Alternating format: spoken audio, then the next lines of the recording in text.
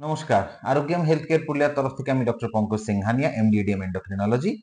আমরা আজকে কথা বলবো মোটা হওয়া বা ভারী ওজন হওয়া বা ওবেসিটি বিষয়।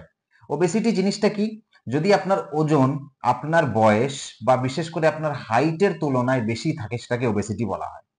একটা মানুষ 50 কেজি ওজনে ওবিজ হতে পারে যদি তার হাইট কম থাকে, আর একটা মানুষ 70 কেজি ওজনেও মোটা নাও থাকতে পারে যদি তার হাইট বেশি থাকে। তাই প্রথম কথা, আপনারা নিজেরা আগে নিশ্চিত করুন যে আপনারা হাইট অনুযায়ী মোটা আছেন কি না, বা ওবেসিটির ডেফিনিশন বা ওবেসিটির পরিভাষার মধ্যে পড়েন কি না। যদি পড়েন তাহলে কিন্তু আপনারা ওবিজ আছেন, আপনার ওজন যতই থাকুক বা না থাকুক।